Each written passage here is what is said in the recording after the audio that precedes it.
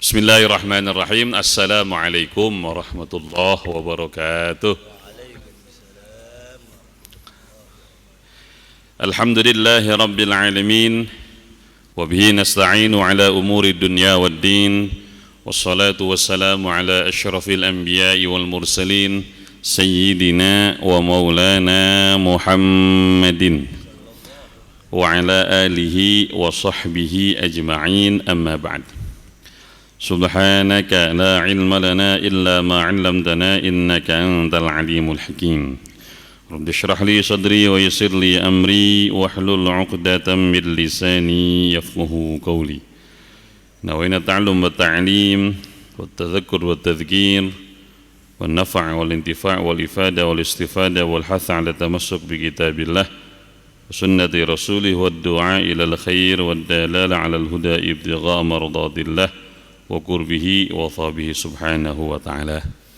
Hadratul mukarramin, para sayyidid, para hujjaj, para kesepuhan jamaah Masjid Agung rahimakumullah.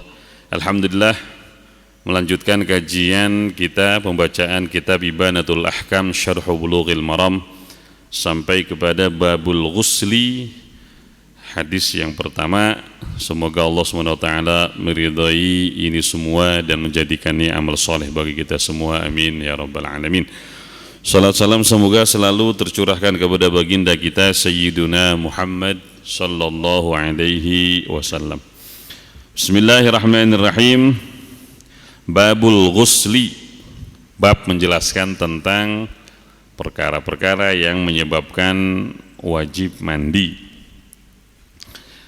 An Abi Sa'id al-Khudri radhiyallahu anhu qala qala Rasulullah sallallahu alaihi wasallam al-ma'u minal ma'i al-ma'u minal ma'i rawahu Muslimun wa asluhu fil Bukhari. Ini diriwayatkan oleh Imam Muslim dan asal hadis ini juga ada di Imam Bukhari. Dari sahabat Abu Sa'id Khudri radhiyallahu anhu, beliau berkata Rasulullah sallallahu alaihi wasallam telah bersabda, al-ma'u minal ma', air itu berasal dari air. Nah, apa maksudnya ini? Al-ma'u minal ma', air berasal dari air. Nah, di sini kata beliau al-ma'u, ma yang pertama ini air sebenarnya, dan minal ma'i, air yang kedua ini maksudnya adalah mani, ya, atau sperma.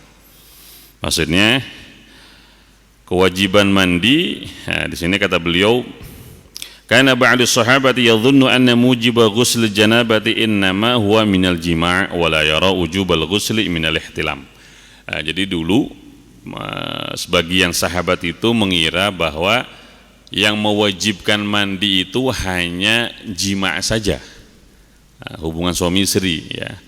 Ketika terjadi jima' maka nanti pelakunya terkena kewajiban mandi. Ya. Wala yara wujubal ghusli minal ihtilam, ya. Sebagian mereka punya pemahaman bahwa kalau hanya ihtilam saja, gitu ya, keluar maninya itu bukan karena jima', hanya karena ihtilam, mimpi basah, ihtilam, itu tidak wajib mandi.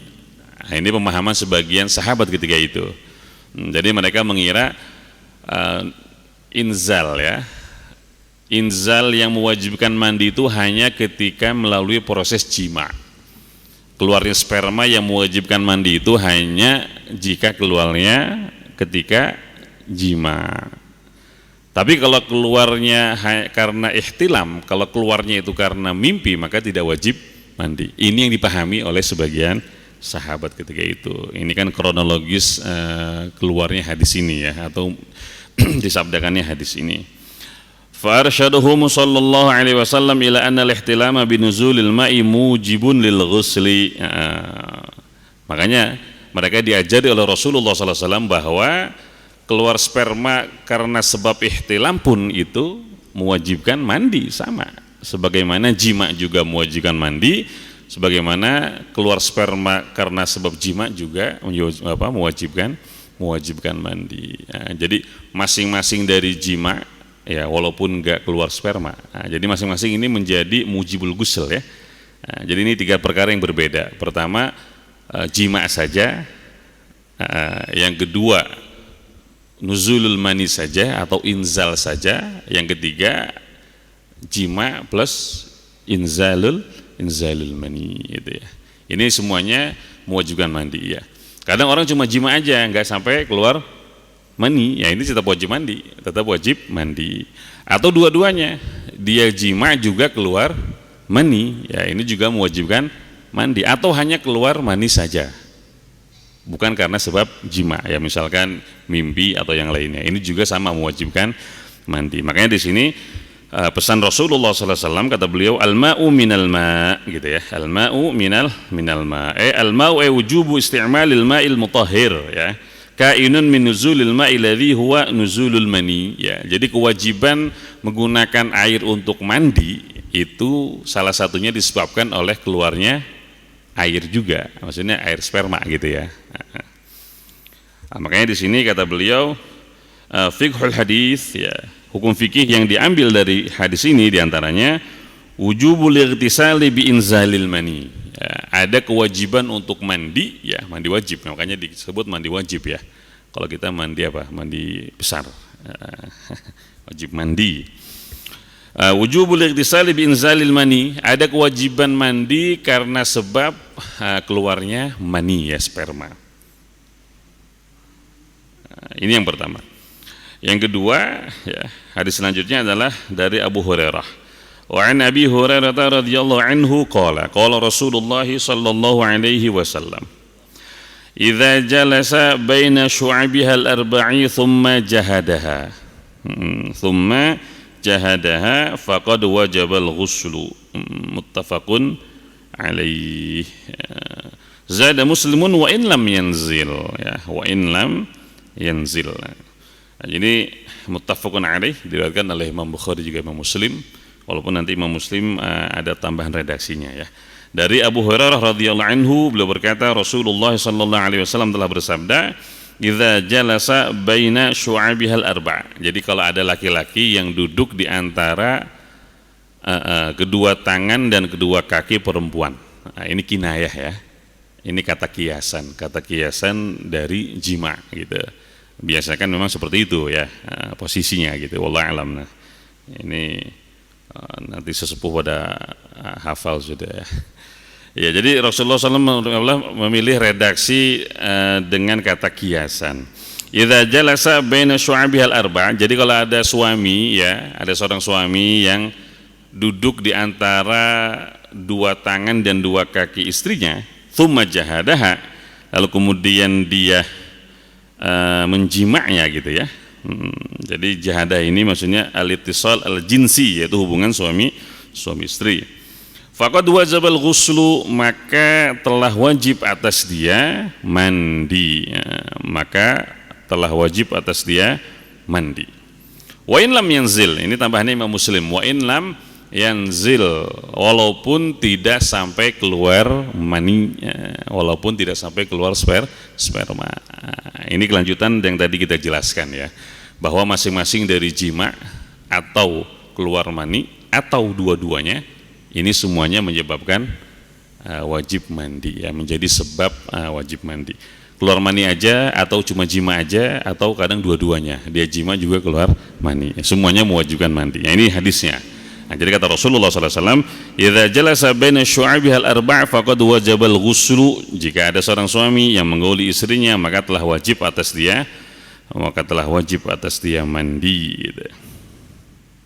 Nah, makanya diambil dari hadis ini pertama istihbabul kinayati amma yafhushu dzikruhu.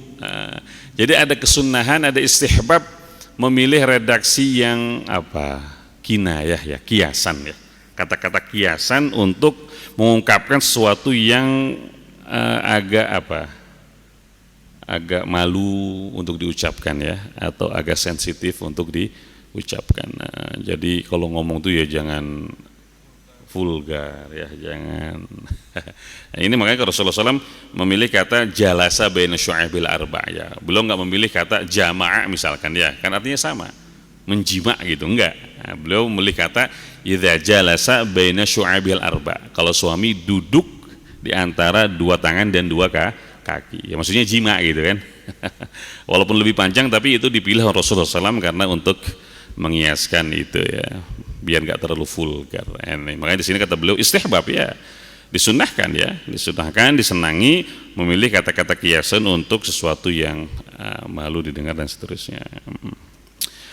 Yang kedua, wujubul ghusli bil ilaj wa in lam yahsulil inzal. Jadi ada kewajiban mandi bil ilaj karena sebab ilaj. Ilaj ini iltiqaul khitanain, bertemunya dua alat yang dikhitan ya. Karena laki-laki dikhitan, perempuan juga dikhitan. Sama, ini juga kata kiasan ya. Enggak menggunakan kata farjain misalkan ya, atau farj dan zakar, enggak. Kan itu lebih jelas walaupun vulgar ya.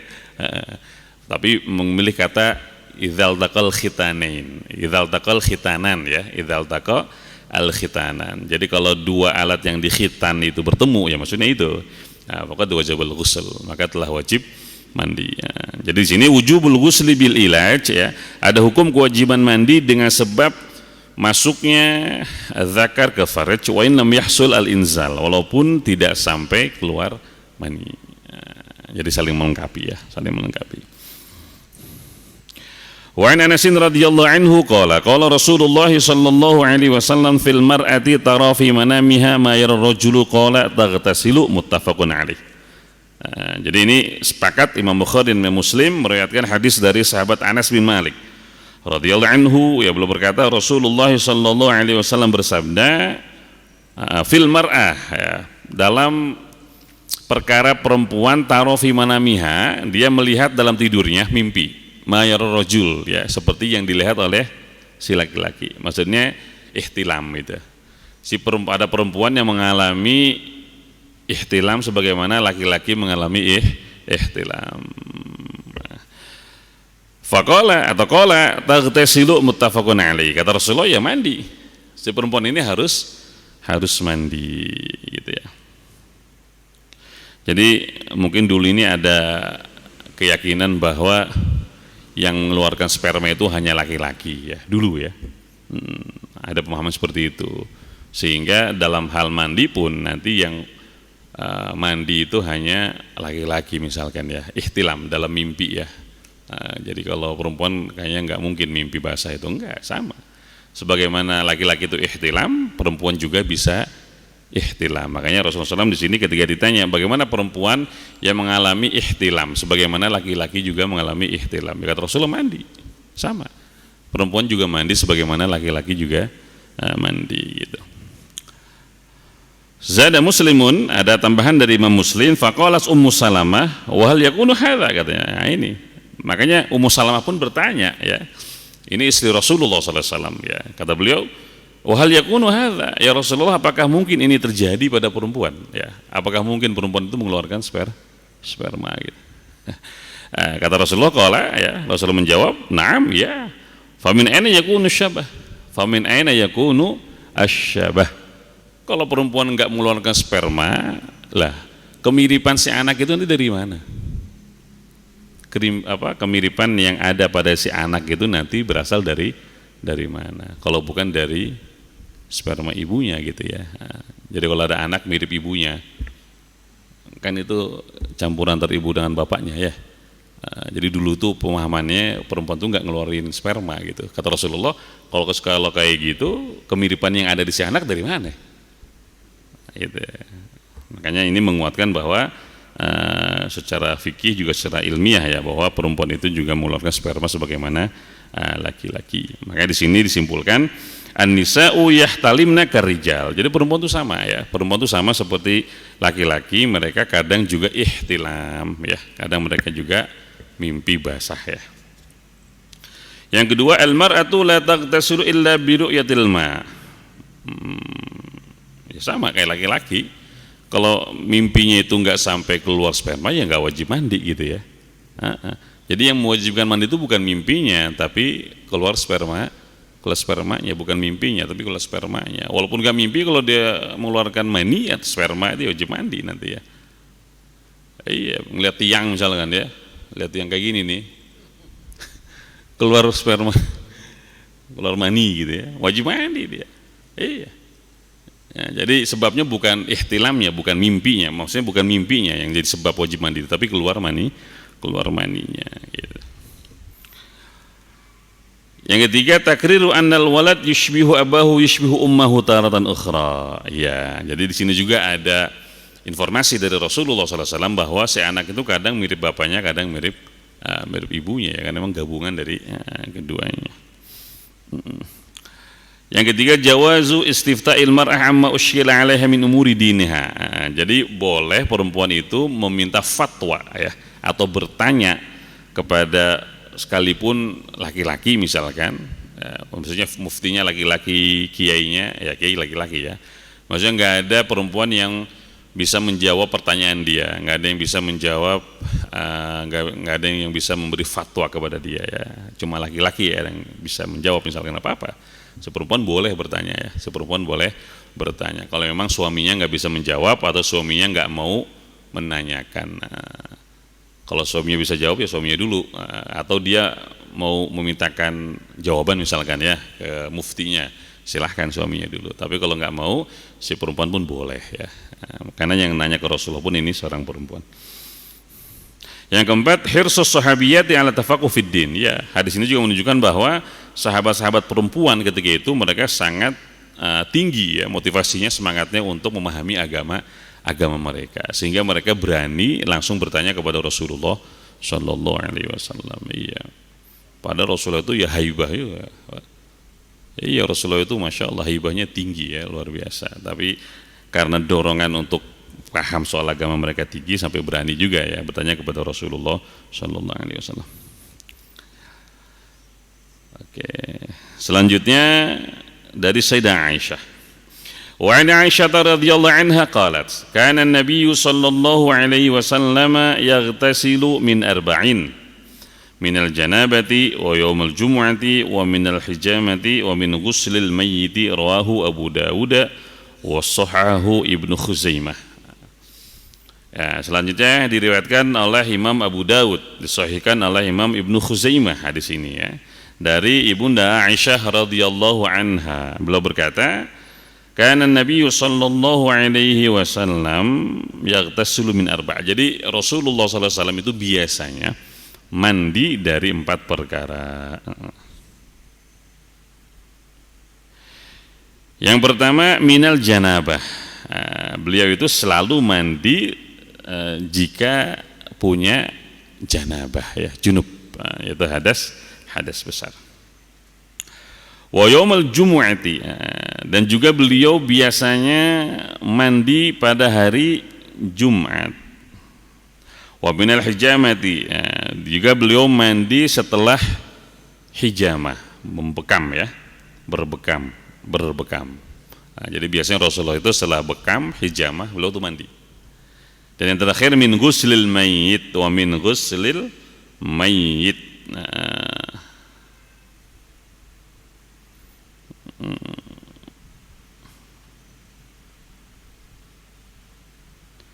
Dan beliau mandi dari atau setelah selesai memandikan jenazah. Tapi di sini dikomentari ya.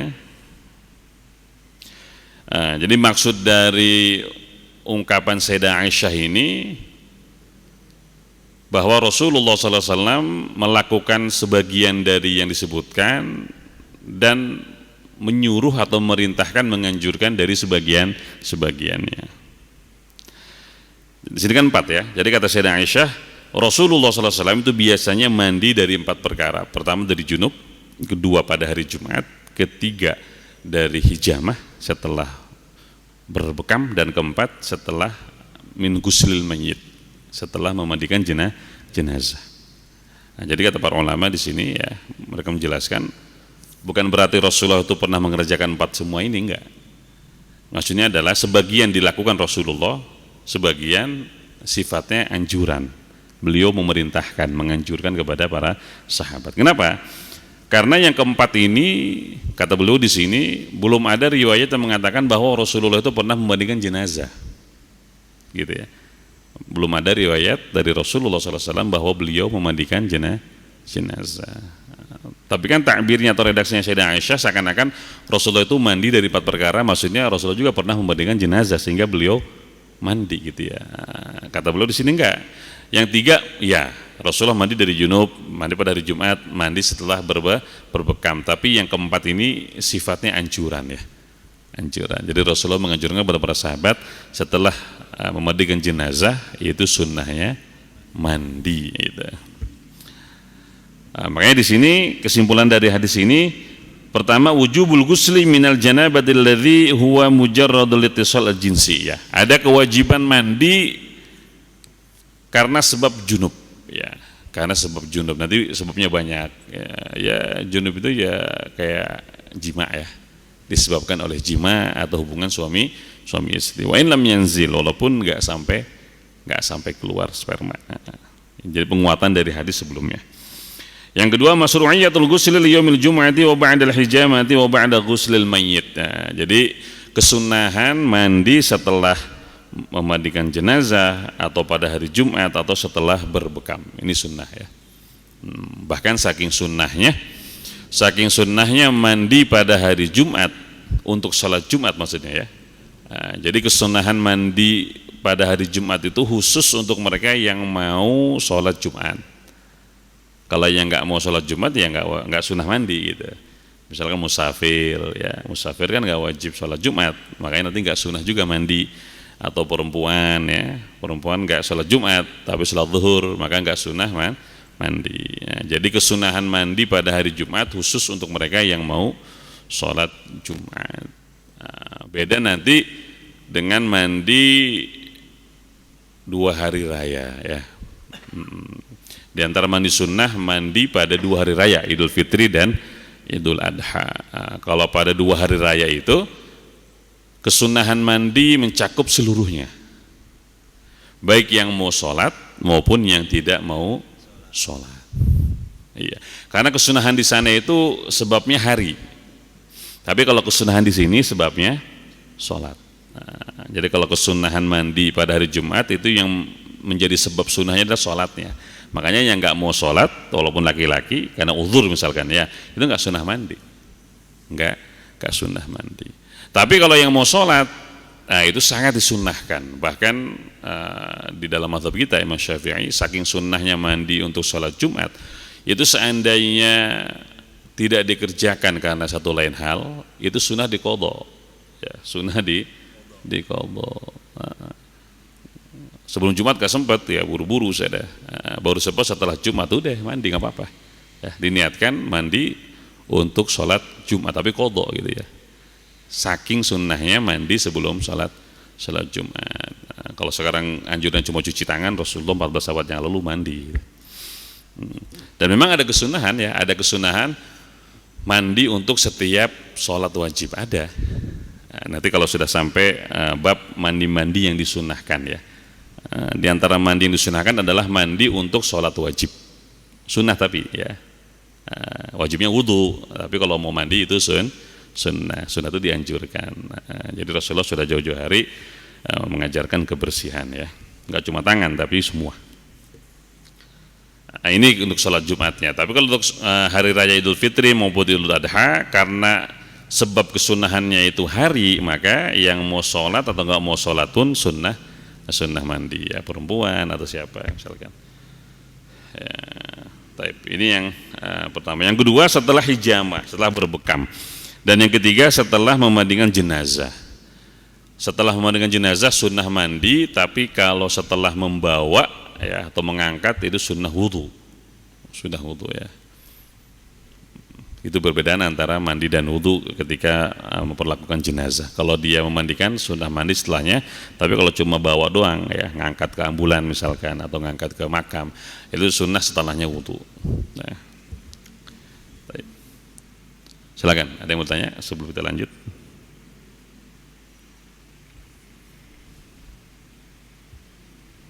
Belum ada ya? Baik. Wa an Abi Hurairah radhiyallahu anhu fi qissati Thumanah bin Athalin 'indama aslama wa amarahu an-nabiy sallallahu alaihi wasallam ay yaghtasila. Rawahu Abdul Razzaq wa asluhu muttafaqun alaihi ya. Jadi ada seorang sahabat namanya Thumamah ya, Thumamah bin Athal. Thumamah bin Athal. Ini ketika beliau masuk Islam ya, indama aslama, ketika beliau baru masuk Islam, beliau diperintahkan oleh Rasulullah sallallahu alaihi wasallam untuk mandi. Jadi mandi ya. Di sini diriwayatkan oleh Imam Abdul Razak, walaupun asal hadis ini ada di Bukhari dan Muslim.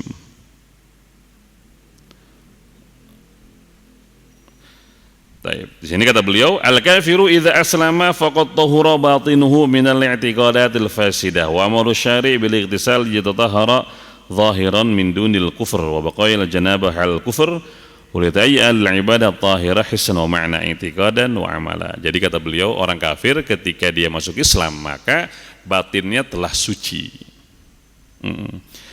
Batinnya telah suci minal i'tiqadatil fasidah, dari keyakinan-keyakinan yang rusak, keyakinan-keyakinan yang salah. Jadi untuk membersihkan batin dengan masuk Islam, orang kafir ya, yaitu dengan melafalkan asyhadu an la ilaha illallah wa asyhadu anna Muhammadar Rasulullah. Nah, itu satu-satunya cara membersihkan akidah-akidah yang salah, yang rusak gitu. Nah, tersisa nanti untuk mensucikan zahirnya. Batinnya sudah bersih tuh. Orang kafir begitu mengucapkan dua kalimat syahadat, asyhadu la ilaha illallah wa asyhadu anna Muhammadar Rasulullah, bersih batinnya. Tinggal zahirnya. Nah, tinggal zahirnya, yaitu dengan cara mandi. Makanya nanti wajib hukumnya orang kafir itu mandi. Wajib kalau seandainya dia masuk Islam setelah baligh ya, atau setelah sekiranya dia pernah mengalami perkara-perkara yang mewajibkan mandi. Kalau laki-laki misalkan pernah junub ya, atau pernah mimpi basah. Kalau perempuan pernah haid, pernah nifas, itu nanti hukumnya wajib. Hukumnya wajib mandi dia. Tapi kalau nggak pernah mengalami itu, hukumnya sunnah saja. Jadi misalkan orang kafir masuk Islam, dia ngaku saya nggak pernah ihtilam, nggak pernah jima, nggak pernah haid, nggak pernah nifas, ya sudah. Hukum mandinya buat dia sunnah saja. Tapi kalau orang kafirnya pernah mengalami junub atau haid atau nifas atau jima misalkan, ya wajib mandi. Buat dia hukumnya nanti wajib. Nah, ini hukum mandi buat orang kafir. Setelah dibersihkan batinnya, dibersihkan zahirnya dengan mandi. Fiqhul hadis ya, hukum fikih yang disimpulkan dari hadis ini, masyru'iyatul ghusl liman aslam. Betul ya. Jadi disyariatkannya mandi bagi mereka yang baru masuk Islam. Wa ikhtalafal ulama'u fi dzalik. Ada perbedaan pendapat di kalangan ulama dalam hal ini. Faujabal ghuslu alaihi Ahmad. Faujabal ghusla alaihi Ahmad mustadillan bi dhahiril hadis ya. Kalau Imam Ahmad tanpa merinci permasalahan, beliau mewajibkan mandi atas orang kafir yang baru masuk Islam, mu'allaf berarti ya. Mustadillan bi dhahiril hadis. Beliau mengambil zahir hadis ini. Pokoknya orang kafir begitu masuk Islam ya, mu'allaf gitu, wajib mandi. Walaupun dia belum pernah haid, walaupun belum pernah junub, walaupun belum pernah nifas, pokoknya wajib mandi ya. Mengamalkan hadis ini, zahir hadis ini seperti itu. Ada orang kafir masuk Islam, mandi sih deh, bagaimanapun keadaannya. Wa ujabahu Malikun wa Syafi'i ala man ajnaba hala kufrihi yaghtasala aw lam yaghtasil wa qala bi istihbabi liman lam yajnub halal kufr. Iya. Yang kedua Imam Malik dan Imam Syafi'i, keduanya berpendapat orang kafir itu ya, mu'allaf ya, mu'allaf itu baru wajib mandi kalau dia pernah junub ketika kufur ya. Ketika dia masih kafir dia pernah junub ya, pernah haid, pernah nifas, baru nanti wajib mandi. Terlepas nanti ketika dia kufur itu sudah mandi atau belum mandi, kan mandinya nggak sah ya. Orang kafir misalkan dia punya junub atau perempuan kafir ya, dia pernah haid, pernah nifas, selesai haid dia mandi, ya itu nggak dianggap mandinya karena kan nggak sah. Makanya kalau masuk Islam dia harus mandi lagi, dan cukup satu kali ya, nggak mesti nanti wah iya ini mah sebelum masuk Islam udah 10 kali haid berarti 10 kali mandi, nggak usah, cukup sekali ya. 10 kali mandi langsung meriang, kasihan dia. Cukup sekali ya, jadi 1 kali mandi untuk membersihkan semua semua junub yang pernah ada, mau 10, 20, 30 gitu, cukup satu kali. Nah, ini pendapatnya Imam Malik dan Imam Syafi'i. Jadi baru wajib mandi kalau seandainya mereka ini mu'alaf ini ketika dalam keadaan kafir pernah mengalami perkara-perkara yang mewajibkan mandi kayak junub, haid dan nifas.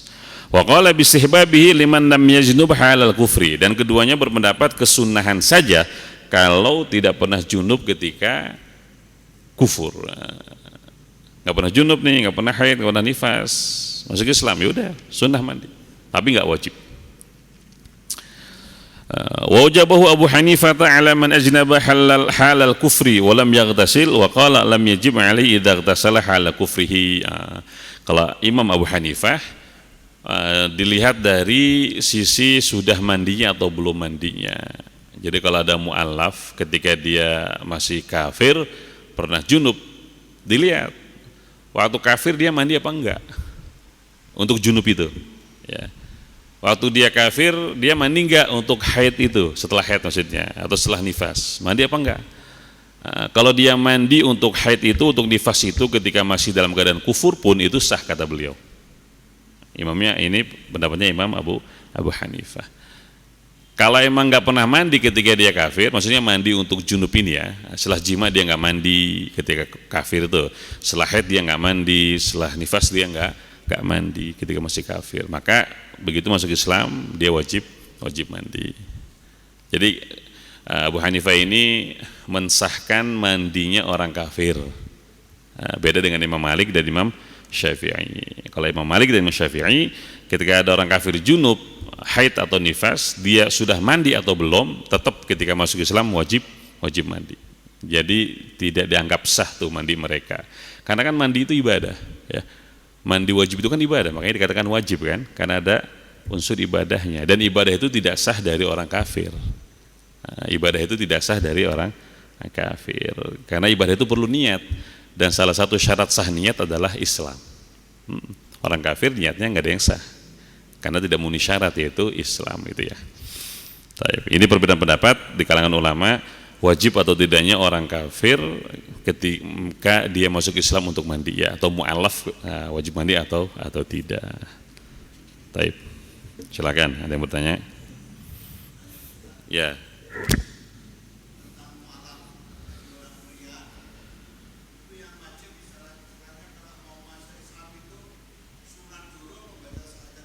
Iya. Iya. Apakah mu'alaf wajib sunat? Ya, jadi ada yang mau masuk Islam, konsultasi. Kalau saya masuk Islam, apa kewajiban saya? Maka nanti bijaknya ya. Siapa tahu nanti ada yang konsultasi atau segala macam. Kalau ada orang kafir, ya mereka niat mau masuk Islam, lalu kemudian bertanya apa kewajiban saya, maka jawabannya satu aja dulu, yaitu mengucapkan 2 kalimat syahadat. Itu aja cukup. Jangan dikasih tahu dulu yang lain-lainnya. Ribet nanti. Jadi kalau kita kayak berburu itu, yang penting ketangkap aja dulu tuh. Ya. Pokoknya itu jawabannya. Jadi saya kalau ada orang, Pak saya masuk Islam nih, apa syaratnya atau apa kewajiban saya kalau nanti saya sudah jadi Muslim? Kita bilang udah cuma syahadat. Syahadat doang, iya cuma syahadat aja.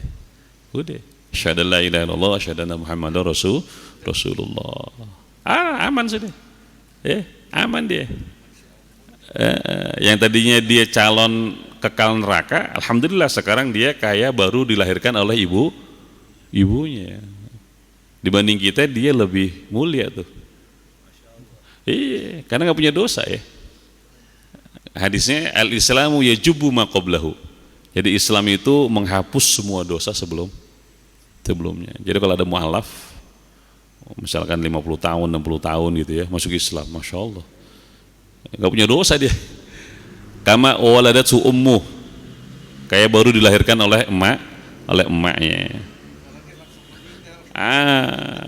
Udah. Ntar nasihat pertamanya, udah ente sekarang minta sama Allah supaya mati sekarang gitu. Itu langsung surga itu Pak, beneran. Selama nggak ada urusan dengan manusia ya, selama nggak ada urusan dengan manusia. Jadi yang dibilang terhapus itu dosa dia dengan Allah gitu. Tapi kalau pernah ngutang belum bayar ya tetap harus bayar. Ya, kalau pernah korupsi belum dibalikin ya harus balikin gitu ya. Jadi al-Islam yajubu ma qablahu itu menghapus dosa antara dia dengan Allah. Tapi kalau dengan manusia masih ada tuh. Makanya ribet kalau sama manusia mah ya. Ribet, jangan pernah urusan sama manusia deh, dengan sama Allah gitu ya. Ya enggak juga gitu ya. Nah itu yang pertama. Jadi yang penting dia syahadat, asyhadu an la ilaha illallah wa asyhadu anna muhammadar rasulullah ya. Setelah itu baru silahkan diajari yang wajib-wajib dulu. Maksudnya yang wajibnya itu tidak ada perdebatan, tidak ada perbedaan pendapat kayak sholat, wudu ya, atau mandi. Suruh mandi deh, suruh sholat, suruh wudu gitu ya. Khitan gimana sunat? Kita lihat mukanya ini orangnya tampang takut apa enggak nih? Kalau tampang enggak takut kita ceritain, tong ya atau bang, ntar kalau udah kuat kita sunat gitu ya, udah kuat mentalnya maksudnya. Tapi kalau tampang penakut udah jangan dibilangin dulu ya.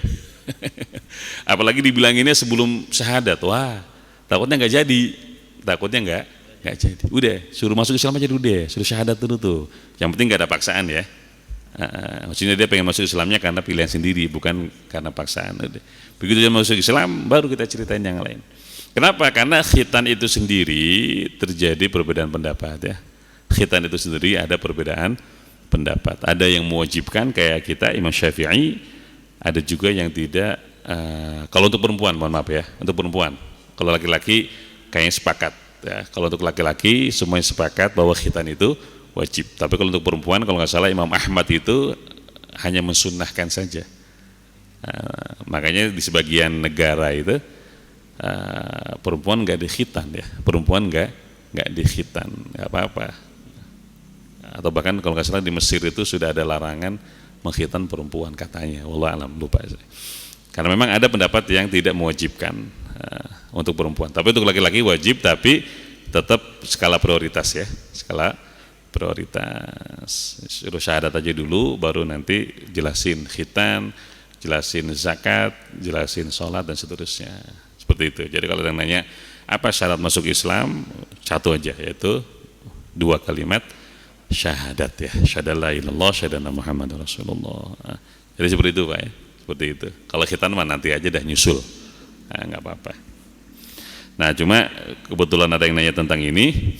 Kalau ada orang yang pengen dibimbing masuk Islam ya, atau pengen dibimbing 2 kalimat syahadat, pengen ditalkin gitu, hukumnya wajib langsung dibimbing.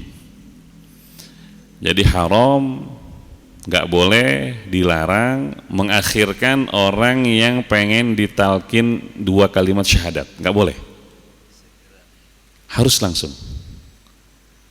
Adapun nanti seremonial untuk dapat sertifikat ya bisa nyusul ya. Yang penting dia harus langsung dibimbing 2 kalimat syahadat. Apakah via telepon ya atau WhatsApp atau segala macam. Yang penting dia selamat dulu ya, dari kekal di neraka. Nggak boleh ya.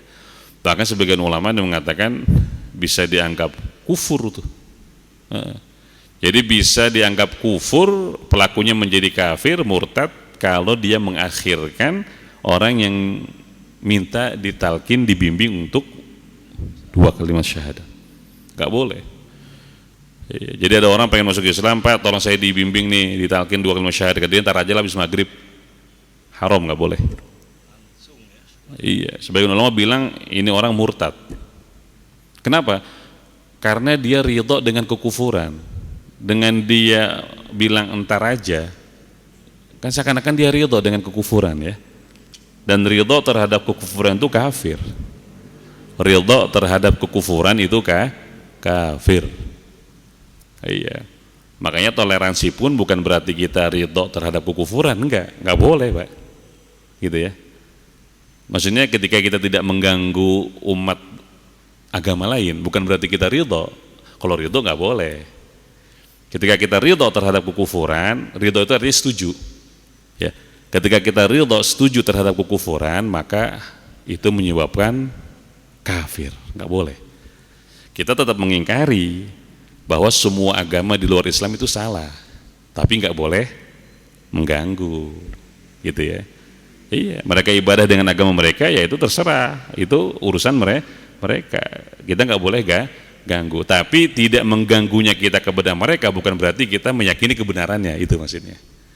Jadi harus dibedakan ya antara toleransi dengan ridho. Jadi bukan berarti kita setuju dengan mereka, enggak. Kita yakin hanya Islam yang benar, hanya Islam jalan keselamatan. Yang lainnya salah, ya. Yang lainnya kufur, syirik dan seterusnya. Walaupun nggak boleh, haram juga mengganggu, nggak boleh. Haram juga mencela, nggak boleh. Makanya kan jelas ya. Wala tasubbul ladzina yad'una min dunillahi fayasubbullaha adwan bighairi ilm. Nggak boleh kita mencaci, menghina sesembahan agama lain, nggak boleh. Kenapa? Karena khawatir nanti mereka balik menghina Allah dan kita menjadi penyebabnya, nggak boleh makanya. Tapi walaupun seperti itu, jangan sampai nanti toleransi kita dipahami dengan setuju, nggak boleh. Kita tidak mengganggu mereka, kita rukun dengan mereka, baik dengan mereka, kan? Emang wajib kan baik dengan mereka? Wajib. Hak tetangga. Tetangga itu ya wajib dibaikin walaupun dia kafir, walaupun dia kafir. Tapi bukan berarti kebaikan kita terhadap mereka itu dianggap setuju dengan akidahnya, setuju dengan agamanya, enggak. Gitu ya. Ini cuma sekedar hablum minan. Nah, seperti itu. Jadi pengingat saja karena kadang masih ada tuh, karena DKM-nya belum hadir atau ntar aja lah sekalian kasih sertifikat, ada yang pengen ditalkin syahadat, diakhirkan, nggak boleh, harus langsung ya. Udah kalau emang dia bisa, sudah diucapin langsung sama dia. Kalau nggak bisa, kita bimbing asyhadu alla ilaha illallah asyhadu anna muhammadar rasulullah. Ketika itu juga urusan nanti mau seremonial ya silahkan, yang penting dia sudah muslim dulu tuh ya, karena nggak tahu umur tuh kan. Iya, karena ini yang membedakan dia kekal di neraka atau surga kan itu. Coba kalau belum 2 kalimat syahadat dia sudah mati, kekal di neraka itu. Iya. Tapi begitu dia asyhadu la ilaha illallah asyhadu anna muhammadar rasulullah, surga sudah insyaallah ya. Seperti itu. Wallahu a'lam bishawab. Silakan, ada lagi?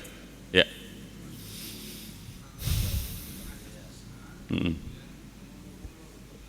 Oh ya.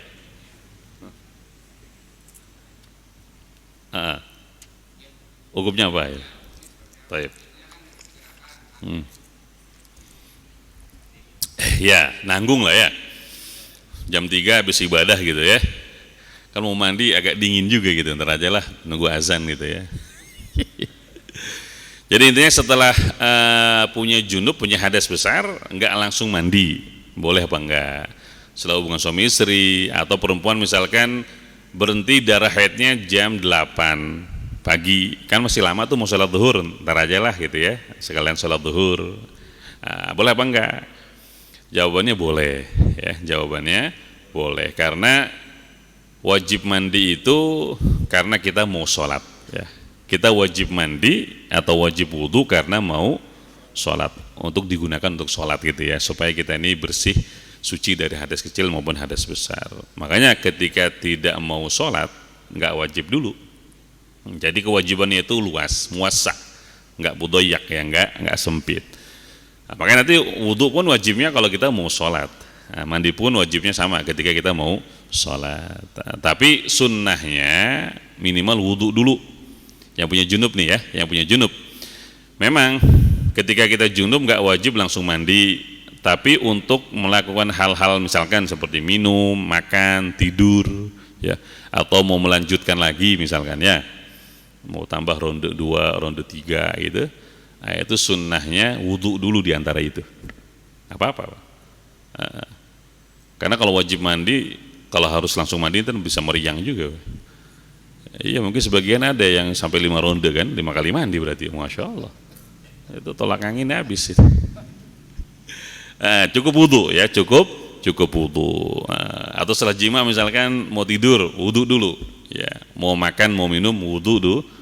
Itu minimal ya, minimalnya wudhu. Maksudnya setelah istinja dibersihkan gitu, wudhu. Habis wudhu boleh makan, boleh minum, boleh tidur ya. Mandinya nanti ketika mau sholat, nggak apa-apa, boleh. Cuma kalau nggak wudhu acan makruh ya. Kalau nggak wudhu acan makruh. Habis jima langsung makan, langsung minum, ngerokok, ngopi, masya Allah.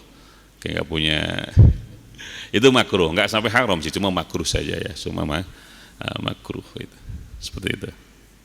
Wallahu alam. Ya bagusnya langsung mandi ya, bagusnya langsung mandi, tapi kalau enggak juga enggak apa-apa, minimal wudu ya, minimal wudu.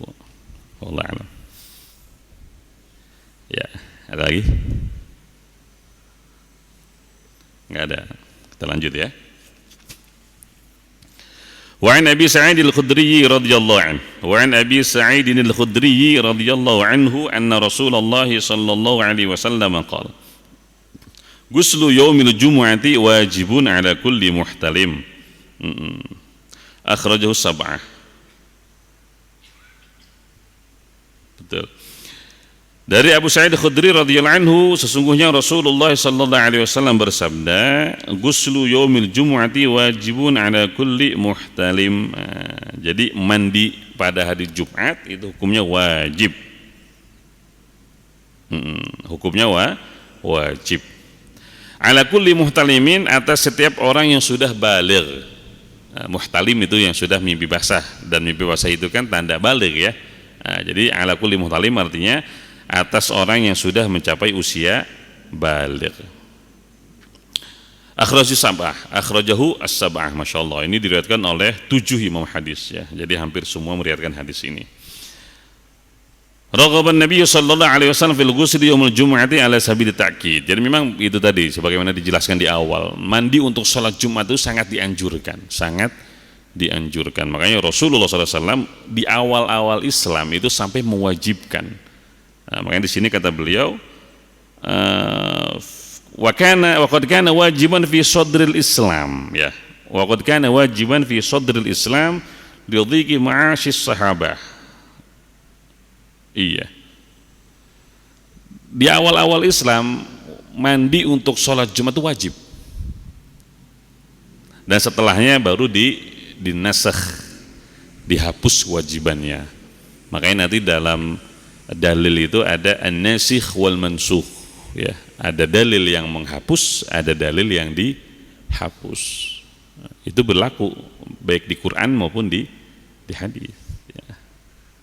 Kayak di Quran misalkan ada ayatnya masih ada Pak, berarti ini mansukh hukman la qiraatan ya, hukumnya dihapus walaupun qiraahnya masih ada. Kayak ayat kewajiban tentang wasiat ya. Ayat kewajiban tentang wasiat itu dihapus oleh ayat warisan ya. Ini juga sama. Jadi kata beliau di sini, waqad kana wajiban fi sadril Islam lidhiqi ma'asis sahabati wa lubsihim as-sufa alladhi yusabbibu tula julusihi 'alal badan rawaih muntina. Ya. Jadi awal-awal ketika sahabat masih awal-awal Islam ya, masih sulit kan secara ekonomi itu.